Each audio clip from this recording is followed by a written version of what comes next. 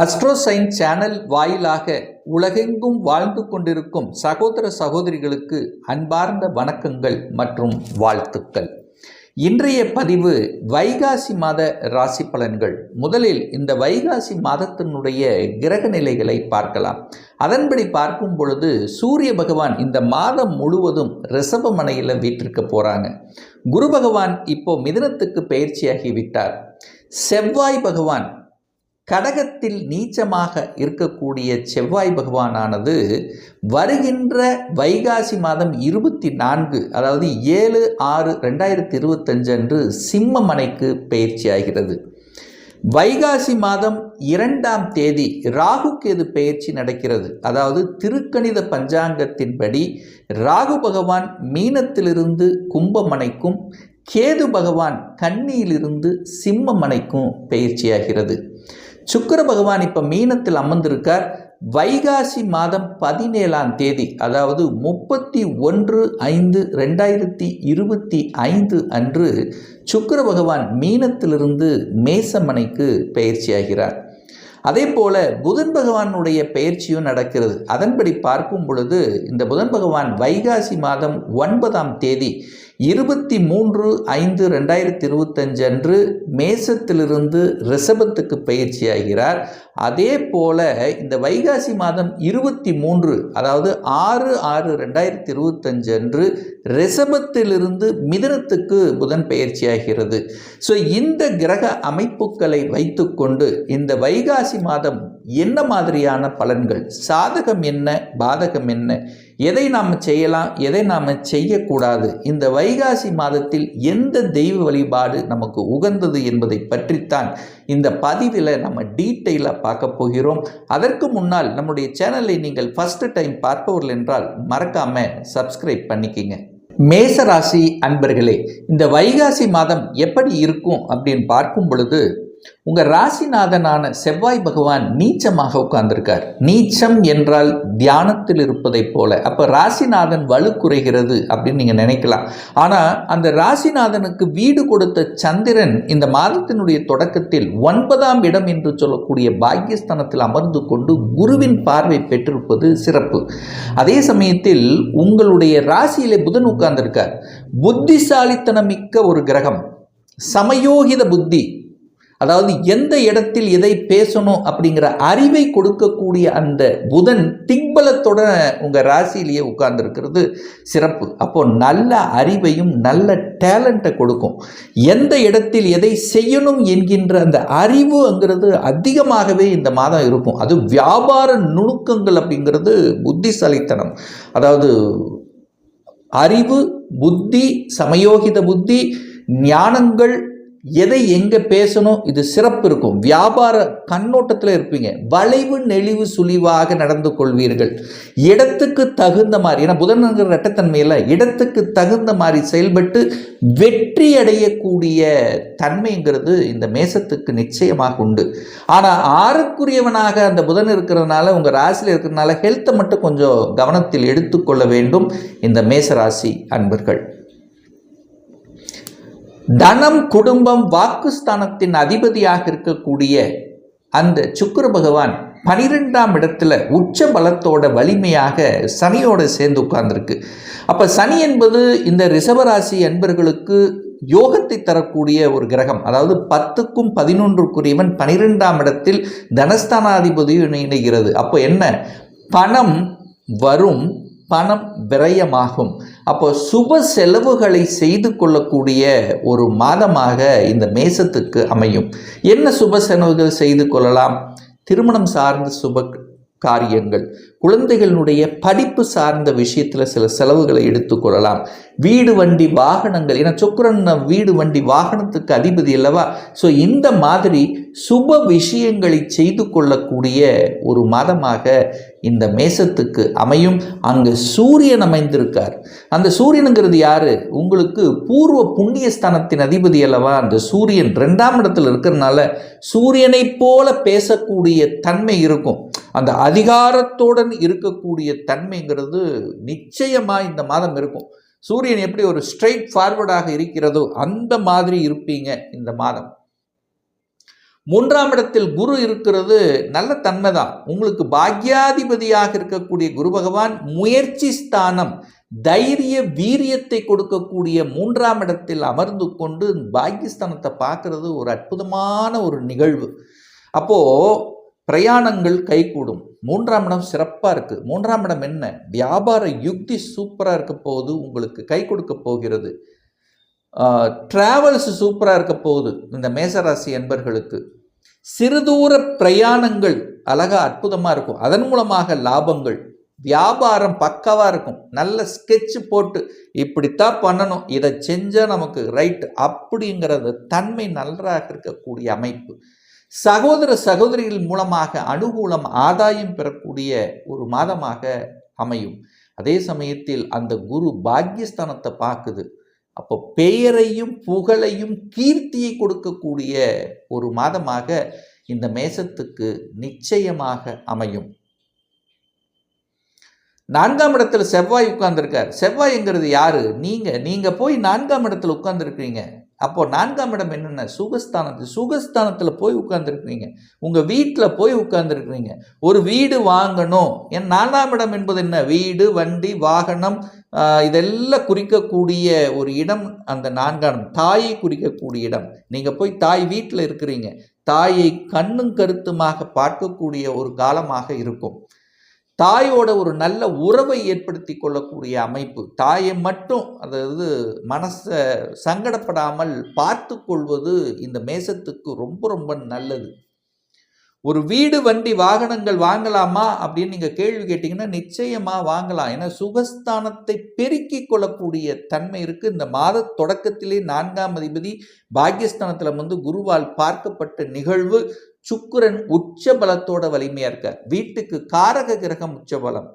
அப்போ வீடு வாகனத்துக்கு காரகன் இந்த சுக்கிரன் வலிமையாக இருக்கிறதுனால வீடு, வண்டி, வாகனம் இதெல்லாம் வாங்கணும்னு ஆசைப்படுறவங்க வாங்கிக்கலாம், தப்பே இல்லை. 5ஆம் அதிபதி, அதாவது பூர்வ புண்ணியஸ்தானத்தின் அதிபதியாக இருக்கக்கூடிய சூரிய பகவான் தனஸ்தானத்தில் போய் உட்கார்ந்துருக்கார். அப்போது குழந்தைகளால் தனம் உண்டு. குழந்தைகள் படித்தவுடன் வேலைக்கு செட்டில் ஆவாங்க. இந்த மேசராசி என்பர்கள் இந்த வைகாசி மாதம் வேலைக்கு சென்று இதுவரைக்கும் வேலை கிடைக்காதவர்கள், வேலைக்கு ட்ரை பண்ணி கொண்டிருப்பவர்கள், உங்களுடைய குழந்தைகளுக்கு வேலை கிடைக்கும். நம்பர் 1. அங்கே கேது இருக்காரே, சில தடைகளை கொடுத்து விடுமா அப்படின்னு நீங்கள் நினைக்கலாம். ஆனால் ஞானத்தை கொடுக்கும், நல்ல அறிவு ஞானத்தை கொடுக்கக்கூடிய அமைப்பு. அப்போ சூரியன் தனஸ்தானத்தில் போய் உட்கார்ந்துருக்கார். அப்போ தனம் பிரகாசமாக, அதாவது அரசாங்கத்தின் மூலமாக தன வரவு, அரசின் மூலமாக ஆதாயம், அனுகூலங்கள், அரசு காரியங்களை எடுத்து ஜெயிக்கக்கூடிய தன்மை. குழந்தைகளுக்கு ஆசை வரும், ஏன்னா கவர்மெண்ட் எக்ஸாம் எழுதலாமா என்கின்ற என்ன உணர்வுகளை கொடுக்கக்கூடிய ஒரு மாதம் இந்த மேசத்துக்கு உண்டு. நிறைய மேசராசியில் படித்தவங்க, ஒரு டிகிரி முடித்தவங்க, ஏன் நம்ம வந்து கவர்மெண்ட் எக்ஸாம் எழுதி அதில் நம்ம செட்டில் ஆகக்கூடாது அப்படிங்கிற எண்ணங்களை கொடுக்கக்கூடிய தன்மை உண்டு. கேது 5ல் இருக்காரே, தடை கொடுப்பாரே, குழந்தை பிறப்பில் ஏதாவது தடை கொடுத்து விடுவாரா? ஏன்னா கேதுங்கிறது மருத்துவ கிரகம். அப்போது கொஞ்ச நாளாக, 1 வருடம் 2 வருடமாக குழந்தை பாக்கியம், 2-3 வருடங்களாக குழந்தை பாக்கியம் இல்லாதவர்கள் ட்ரீட்மெண்ட் எடுத்துக்கொண்டு இருக்கக்கூடியவர்களுக்கு சக்சஸ் கொடுக்கக்கூடிய ஒரு மாதம் தான் இந்த வைகாசி மாதம். கேதனாலே மருத்துவத்துக்குரிய கிரகம் அல்லவா? அப்போ மருத்துவம் சார்ந்த விஷயத்தில் அனுகூலம், ஆதாயத்தை தரும். அப்போ குழந்தை பாக்கியம் என்பது நிச்சயமாக உண்டு அப்படின்னு தான் நான் சொல்லுவேன். 6ஆம் அதிபதியாக இருக்கக்கூடிய புதன் பகவான் இப்போ ராசியிலே உட்கார்ந்துருக்கார். அப்போது 6ங்கிறது கடனை வாங்கக்கூடிய தன்மை. எதுக்கு? சுப காரியங்களுக்காக கடன் இங்கே வாங்கிக்கலாம், அதில் எந்த தப்பில்லை. ஆனால் ஹெல்த்து 6ன்னா நோயை குறிக்கக்கூடிய இடம். அது போய் உங்கள் ராசியில் இருக்கிறதுனால உங்கள் ஹெல்த்தையும் கொஞ்சம் நீங்கள் பார்த்துக்கணுன்னு அர்த்தம். ஆனால் அதே வந்து இந்த மாதத்தினுடைய பிற்பகுதி, குறிப்பாக சொல்லப்போனால் எப்போ அப்படின்னா இந்த 6/6, அதாவது வைகாசி மாதம் 23ஆம் தேதி அன்று புதன் ஆட்சி பலத்தோடு வந்து மிதுனத்தில் அமைய போகிறார். அப்போ என்ன? எதிரி தொல்லை அதிகமாக இருக்கும், எதிரிகள் இருப்பாங்க. அந்த எதிரிகளை சமாளிக்கக்கூடிய இயல்பு உண்டு. ஏன்னா 6ஆம் அதிபதி வலுப்பெறுகிறாருனாலே உங்கள் எதிரிகள் வலுப்பெறுகிறதுன்னு அர்த்தம். அப்போ என்ன, எதிரிகளோட ஒரு போராட்டம் இருக்கும், எதிரிகளோட ஒரு இதோட இருக்கும். அப்போ இதன் மூலியமாக வளர்ச்சி என்பது நிச்சயமாக உண்டு. அறிவு சார்ந்த விஷயத்தில் உங்களுக்கு சக்சஸ் கொடுக்கும்.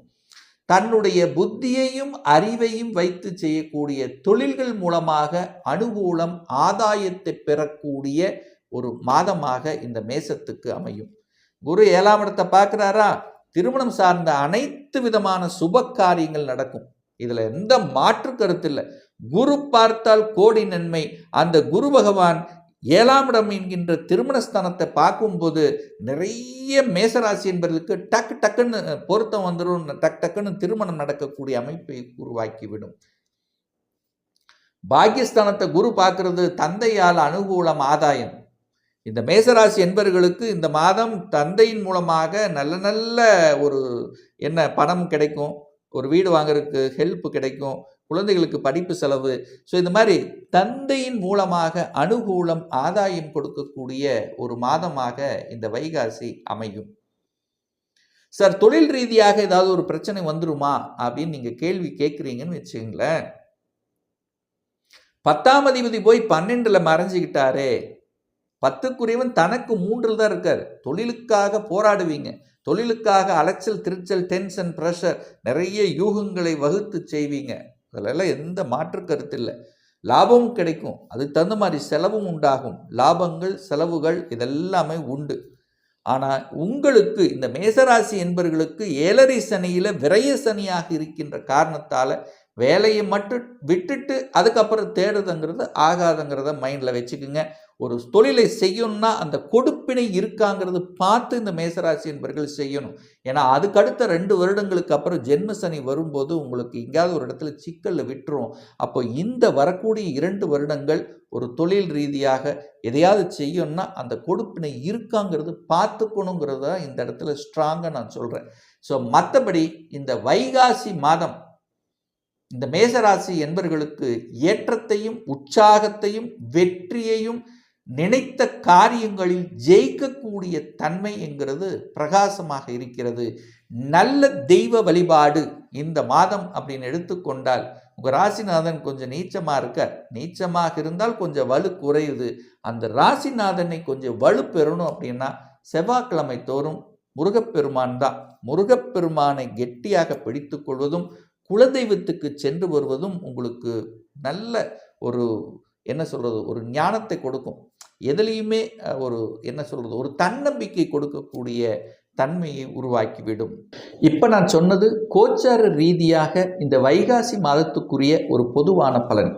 இந்த ராசி நட்சத்திரத்தில் பார்த்தீங்கன்னா பல கோடிக்கணக்கான பேர் இருப்பீங்க. எல்லாருக்கும் ஒரே பலன்னா நிச்சயம் இல்லை. ஏன்னா ஒவ்வொருத்தரும் டிஃப்ரெண்ட். ஒவ்வொருத்தருடைய ஜாதக அமைப்புகளும் வேறும், தசாபுத்திகளும் வேறுபடும். ஸோ இந்த வருடத்தில் பார்த்தீங்கன்னா சனிப்பெயர்ச்சி நடந்து முடிஞ்சிருச்சு, குரு பயிற்சியும் நடந்து விட்டது, ராகு கேது பயிற்சியும் நடக்க இருக்கு. ஸோ இந்த 3 வருடாந்திர கிரகங்களினுடைய பயிற்சி இருக்கு. அப்போது குரு எப்படி இருக்கார், ராகு கேதுக்கள் உங்கள் ஜாதகத்தில் எப்படி இருக்கு, சனி உங்கள் ஜாதகத்தில் எப்படி இருக்கும், இதை பொறுத்து அதனுடைய பலன்கள் நிச்சயமாக வேறுபடும். ஒரு துல்லிய பலன் வேணும்.